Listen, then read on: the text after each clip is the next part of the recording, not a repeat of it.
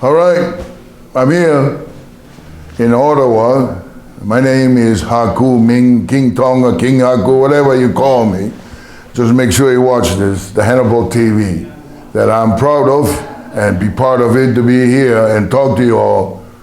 Come on down and let's see it, or help out by coming and watch this Hannibal TV. I better watch it. I may be talking nice to you, but I can come right into your living room and pull you out. Hear me? That's right. You better be shaking. Hi, Haku. Hi. How are you? Good, good. Good. Yeah. This is Laura for Hannibal TV, and I'm here today with someone very special, Haku. Did you have a good flight? Oh, it was good. It was good? Yeah. Good. Yeah, it was very good. Do you find it too cold? Oh my goodness. It's been a while, but I don't know what's going on with the world. You know, I'm from Florida, yeah. And it's cold in Florida too. When it goes down to 55 or 40s, that's too cold for us in Florida. I've seen people with winter jacket in Florida. Yes. You want to go through the questions, so we're going to get started. Mm-hmm. You were WWE Tag Team Champion with Andre the Giant. Right. How was that, being a tag team partner with such a legend? It was an honor, for me to be his partner, and Andre, as you all know, just like you said, was a legend and still is today, with his name all over the world. Everybody knows, especially in wrestling, or with the movies and stuff like that. Yeah, it was great, and it was a great experience. Did you travel with him? Yes. Was it tight in the car? No, because, the WWF then, always provide, a big van for him, or, so. But in the airplane, yes, it was tight in the airplane, of course with the first class, but still, he's a big man, it's comfort there. Or, some of the airline don't have first class, so they have to have the whole row. Row. The whole row for him, three, so, with me, I'm just sitting right beside him, or sit behind him, or, yeah. What was his appetite like? Was he seriously a big eater, or have you noticed anything, any stories of a big meal that was like extremely impressive? Well, with him, he likes, at the time we were tagging up, he likes to eat and he likes to drink, so, I don't know if I should say it was European style anyway, yeah. Like your wine, like your, and of course after the meal, he always said, Tonga, we had to have the French connection, the French connection, he had that two liquor that, mixed together, and we drink that after meal. But yes, not that, like everybody see how much he drink or eat, but he was eating every day, and, of course, he eats. He eats a lot. Yeah. And drink a lot. And drink a lot. You were very popular in the Montreal wrestling territories in your younger days and held the Canadian Championship. Yes. Could you share some of your favorite memories of working in this area? Experience, and I thank you for asking that question, because in this business, somebody like me, and I know there are a few, that we came from different countries, and of course with the languages, English, of course French, whatever it is may be. I remember coming in here from Puerto Rico. We had 2 or 3 guys over in French Martin and I met French Martin. Lafayette, that he passed also. Yes. Yeah, and then there was a tag team. Rougeau? No, not the Russos. One from Puerto Rico and one from Quebec.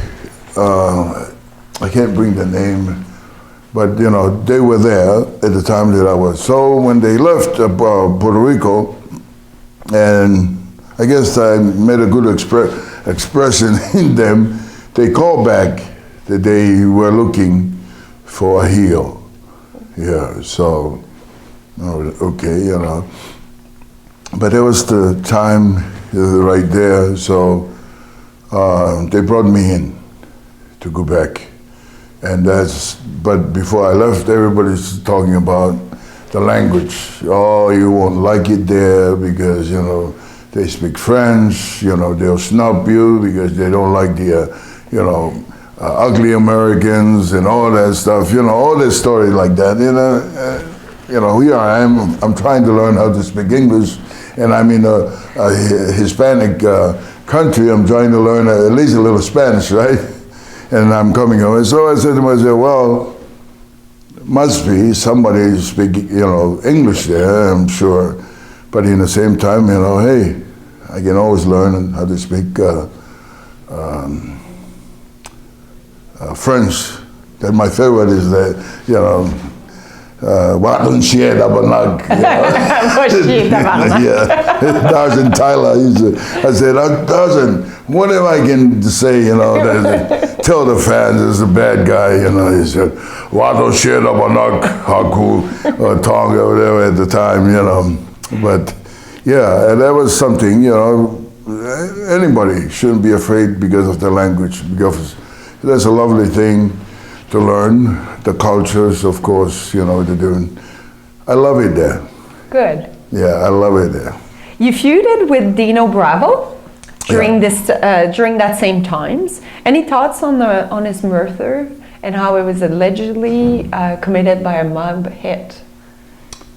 I have no idea. The Rougeau told me later on.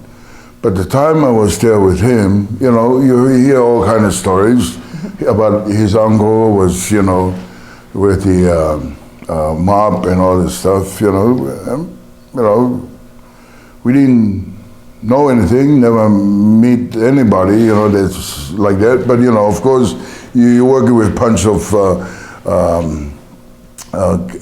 what you call, Italian, Canadian, you know what I'm saying? So, you know, we had a great time. They were always good to us, especially me with my stupid things, you know, fighting in the bars. Or now I know, you know, that's why they didn't throw me in jail, right? But yeah, with Dino, I had a great time. And like I said earlier, you know, with all this negative about coming to Montreal, you know, even at those days, I told my wife, you know, let's live here. I like it. You liked it? Yeah. But she said, no, we have to move back. At the time they have all those airplanes that they were, you know, kidnaps and all that stuff, you know. So, you know, she was kind of afraid that, you know. So, you know, we moved back. And of course, WWF perfectly come in and took over. So we moved back to the States after that. Do you have any memories of wrestling Bruiser Brody in Japan? Yeah. How was that? Bruiser Brody is one of the top heels respect by the Japanese. And you're talking about, you know, with Stan Hansen, you're talking about Taigajit Singh, you know, excuse me, all those foreigners that went in there, you know, with Giant Baba and Inoki, of course, both sides there, and, you know, Abdullah the Butcher, you know, these guys there, the original Sheik, you know, so these guys were unbelievable. I was just coming in when these guys were there, and I saw the matches and stuff like that. But Bruiser Brody, I didn't know them from America. I was still young then, and I saw what they were doing and everything. Wow, you know, to me, they were, but in the same time, you know, how they run over the fans and everything, Japanese. Different culture. It was an honor for them to run over these guys and to kick the chair, hit you and everything. You know what I'm saying? And that's the different cultures in the world. Japanese are honorly people, so if they hit you and you take a bump and say, oh, did you see that? He hit me, you know. Bruiser Brody hit me. But yes, Bruiser Brody was, you know, one of those guys there that draw, you know, like all these guys that I named them, you know, it was unbelievable. Any thought on his passing away? Of course, I'm sure we all hear the same thing, you know, that he was passed from, you know, got killed in Puerto Rico and all that stuff like that. And, you know, we will never know the real story of it. You know, you hear a story, and I'm one of those guys that I don't want to tell a story that I wasn't there. But this is what I hear, you know, that he was a, you know, and he was proud to tell me that his wife from New Zealand, because, you know, I'm from that side of the world there, you know. And my goodness, after he died, it was like 15 years later, or maybe more, that I'm finally met the wife over at CAC, you know, Cauliflower Alley club there in Las Vegas. Was she looking to get some kind of, not a revenge, but some kind of justice? Or she was in peace with the way things happened? Well, the wife? When you met her? When I met her, yeah. No, she was, all I did the first time I met her and said, look, my name is Tonga, and finally got to meet you. I'm not trying to take away from everybody here, but I wanted to let you know that your husband was so proud to tell me that you're from, you know, New Zealand, just because I'm from that, you know, New Zealand and South Pacific. And she was, nice to meet you. And that was it. That was it. Yeah. You wrestled in Puerto Rico during these years, like in the 80s. How was that for you? Did you enjoy it? Yes. Good crowds? Yes. And what we hear now, again, that we talk about cultures, you know, and also the people, the craziness of the hot sun. You know, it's just like you all here, you know, you're a little different because I guess the snow is too cold for you guys here. The way your culture here is different from the hot weather there, you know. They're a little crazier in that way, you know. Yeah, it was, Puerto Rico was, you know, they believe, you know, they support their wrestlers from the island, yeah.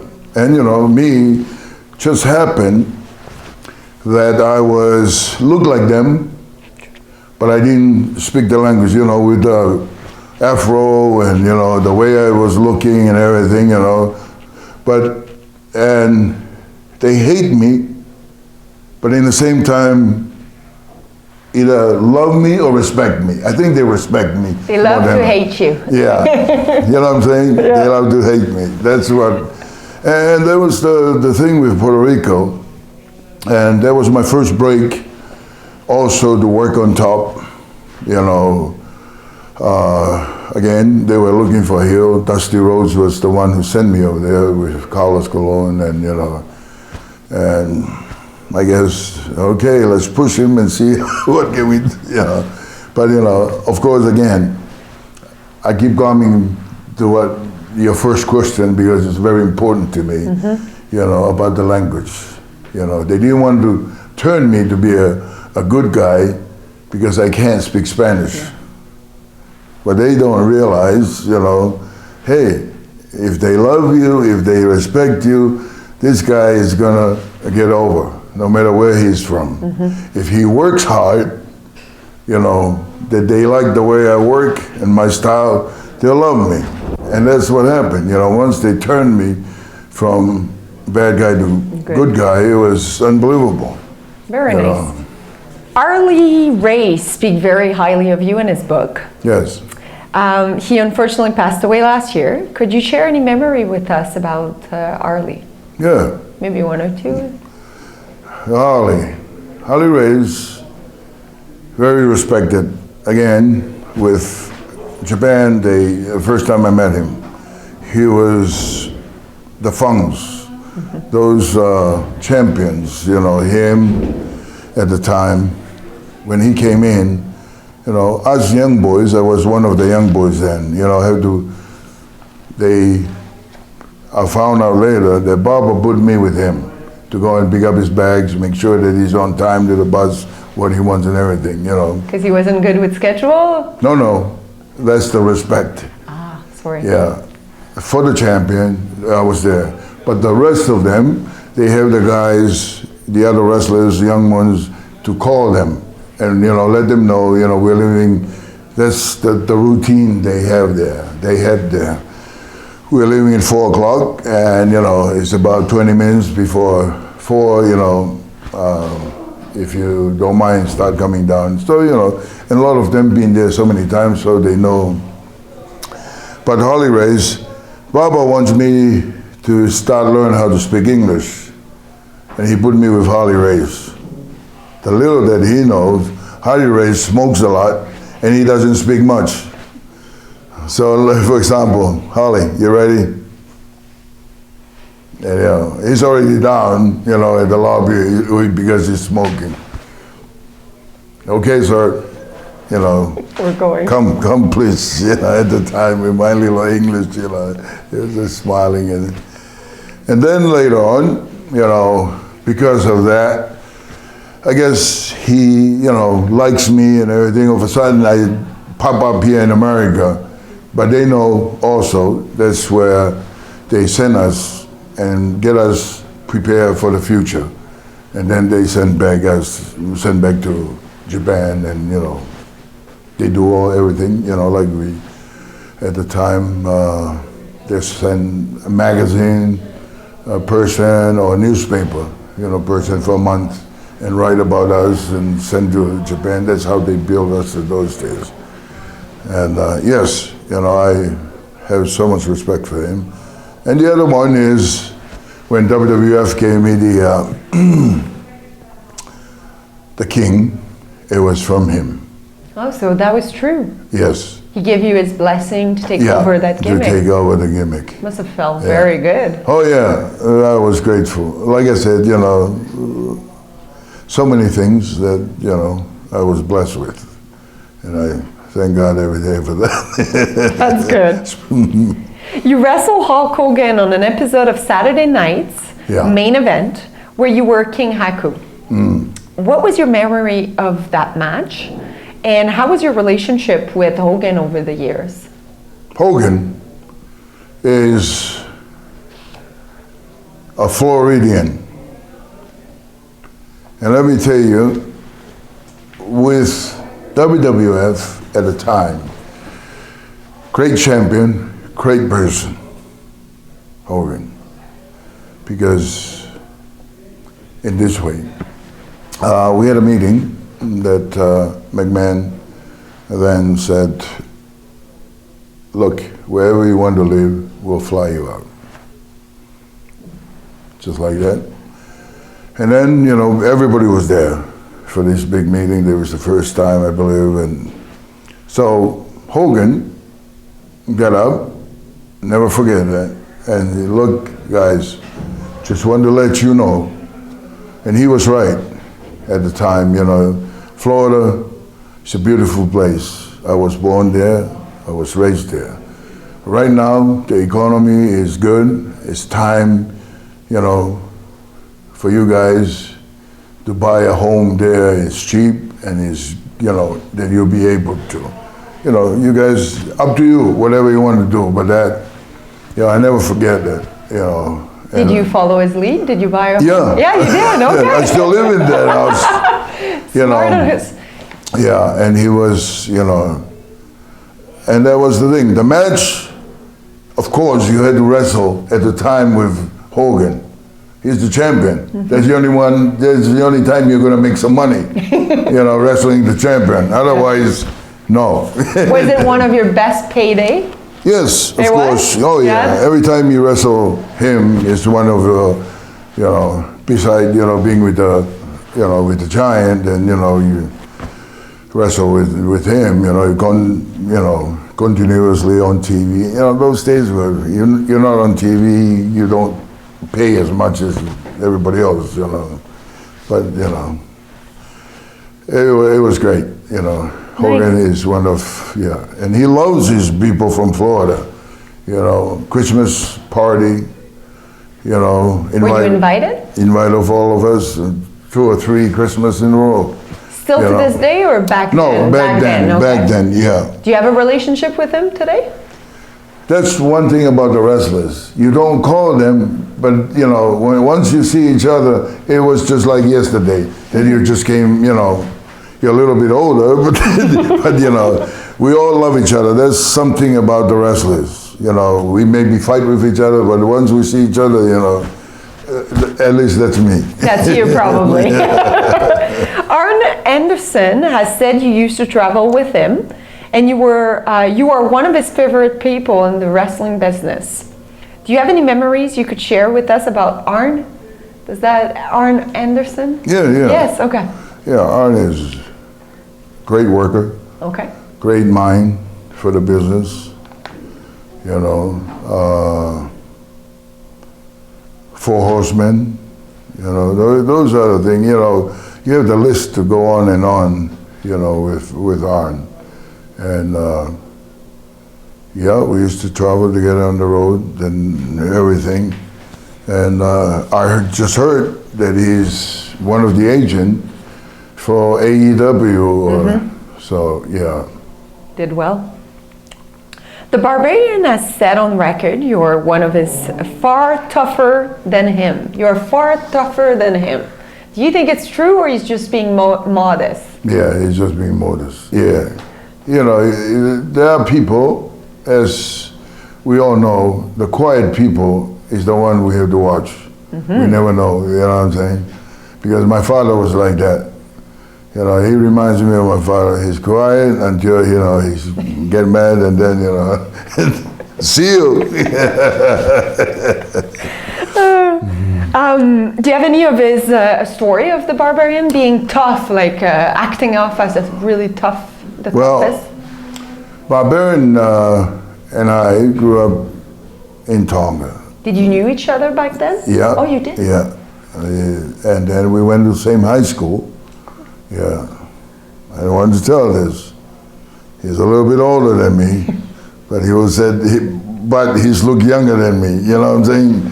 But, yes. And we went to sumo, represent our country. Like the wrestling sumo? Yeah. You practice doing that? Yeah, that's how we left the island. That's why we're here, sitting in front of you, Laura, because of sumo. He was very, very strong.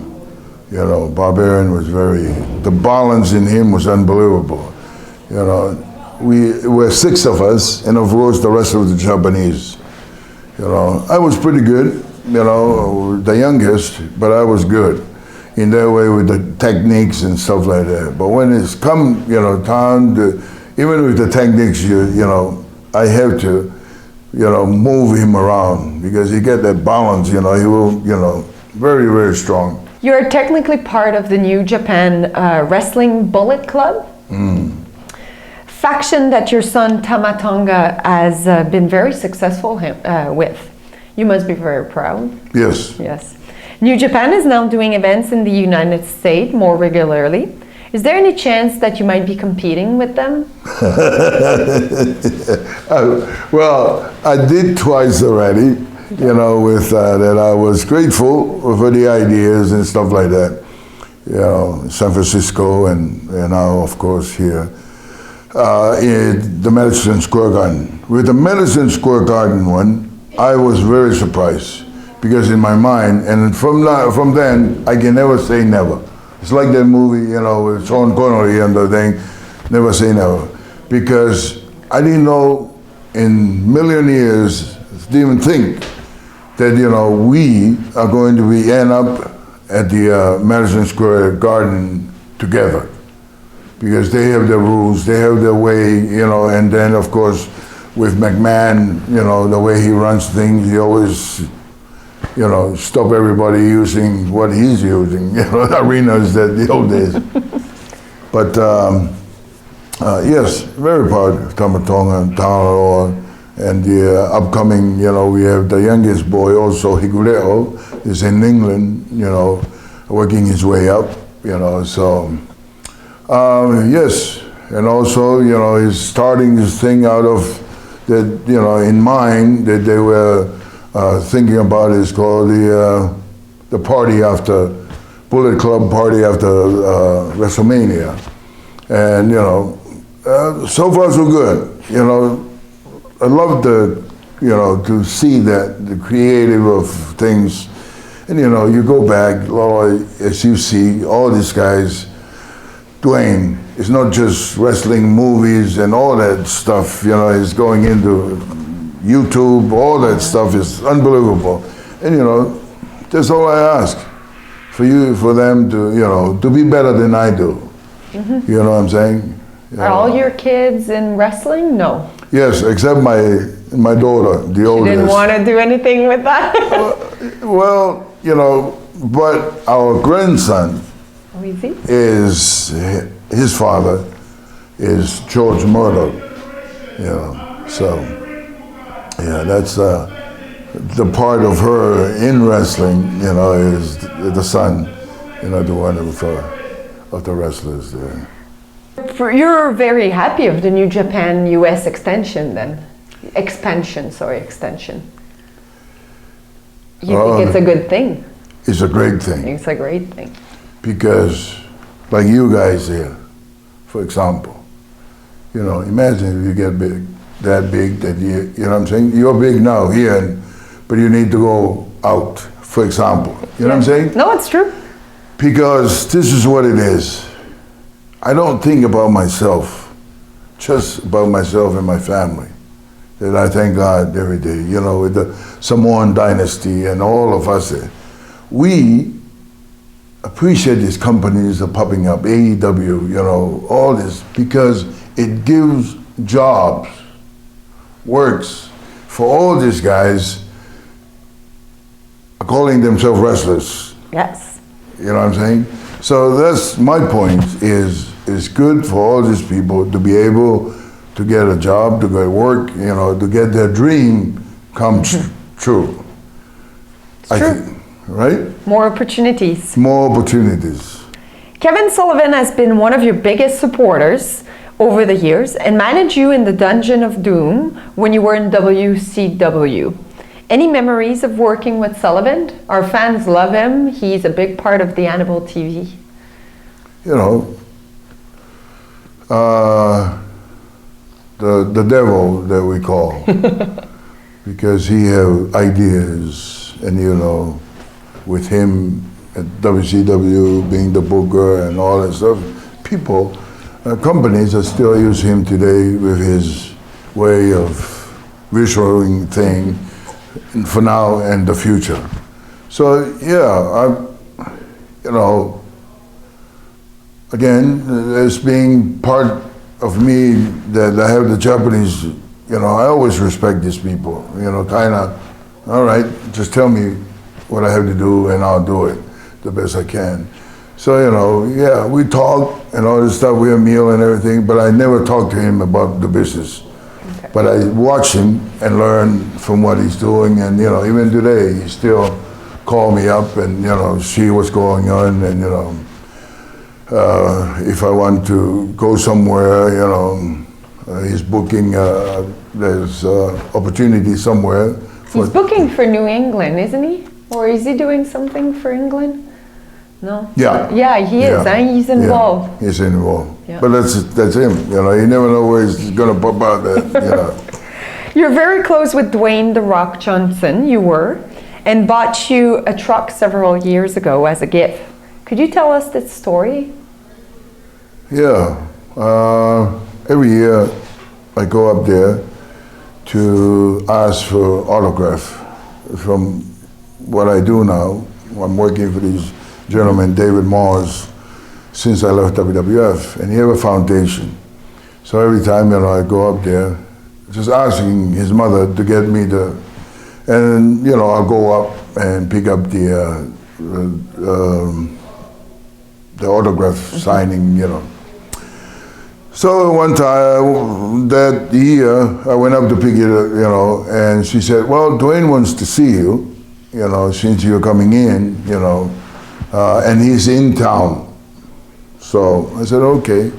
We waited there, and then, you know, all of a sudden he showed up, and just three of us, you know. And then, you know, he told me, you know, you work in a dealership, Tonga? I said, yeah. You know, come on, take a look at this. We went out, there's the truck. He opened up and yeah, he said, what do you think? I said, the best thing for now, you know, all this truck is good, that is big at the back also, that is comfortable, you know. And, you know, he walked around, you know, and turned around and he said, well, it's yours. You know, me and his mother, we both stood there and like, what? Did we hit this right? Drive quick. Yeah. That's a very nice gift. Yes. Dwayne's father, Rocky, passed away last month. Yeah. I understand you were also very close with him. Do you have any memories to share with us about Rocky? Yes. Rocky was the one who reached out from the other side of the, in the dressing room. First time I met him, you know, of course he already married Duata and they had Dwayne already. But that was the first time, me coming from Japan and, you know, he just stand up and he said, Chief, that he called. And I look around, you know, and he walked towards me. And, you know, of course I got up, he said, Rocky Johnson, Soul Man, Rocky Johnson. Introduced myself, he said, yeah, I married, you know, Atta, the Chief Peter Maivia's daughter. That was it. You know, they took me in, and I really, really appreciate that because I was just a wild man, wild kid, really, at the time, 17, I think, or 18. You know, didn't know much about America and trying to make a living in the same time, you know. And they took me in, you know, like a little brother for both of them, you know. And Ada, of course, didn't have a brother, so, you know, I was the little one. And that was the whole thing there. We become family, and since then, you know, and we're always, yeah. That's good. Finally, you were honored at last year's Cauliflower Alley Club Awards ceremony with the Tag Team Award with the Faces of Fear. Do you have any favorite matches from that tag team? The Faces of Fear?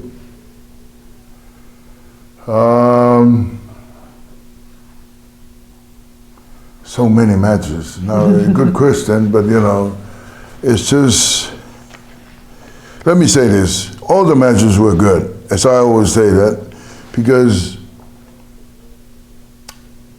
we're going to work, and also whatever we can do, we have to do it. You know, sometimes you don't feel like it, but you know it's your job, and you have to do it in that way. Barbarian, it was always, I'm grateful that even today that we're here together, as we are growing old, and I mean it from my heart, you know, after all these years, that we still work together. But yeah, with all the, you know, tag team, the Demolitions and, you know, the Heat and all of them, you know, we were grateful to work with them and, you know,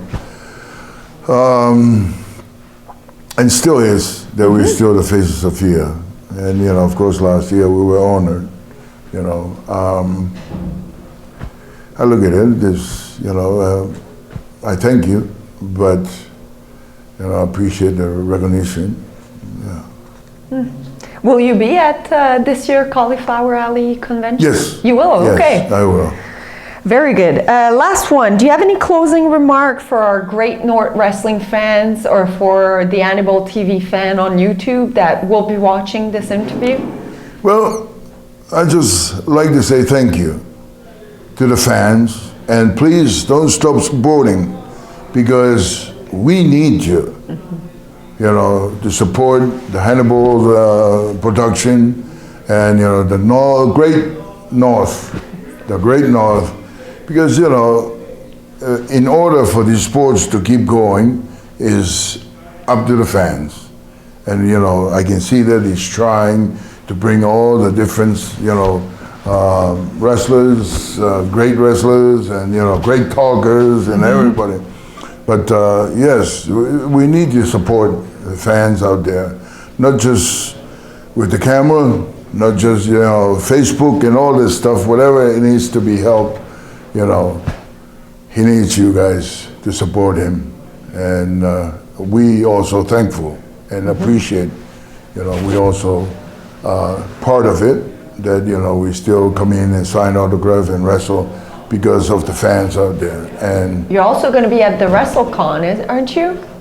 At the Tampa WrestleCon. For WrestleMania? For WrestleMania. Barbarian is. Oh, I thought it was you. I misunderstood. Yeah, sorry. I believe it's a Barbarian. I haven't heard anything. Okay. But in the same time, I will be with the Bullet Club. Ah, that's where you're going. Yeah. So that's your jacket, the Bullet Club. Yes, yes. Yeah, as part of the Bullet Club, and being proud with my children, you know, with the, you know, and the company that I work for, you know, New Japan Pro Wrestling, you know, yeah. But we were at the party with the Bullet Club. Thank you for watching the Hannibal TV. Please like this video if you enjoyed it, and click the subscribe button to not miss any of our latest shoot interviews, match videos, or news updates. Support us on patreon.com for $1.99 a month to watch our full shoot interviews ad-free and help our channel grow. Follow us on Twitter at the Hannibal TV for instant updates.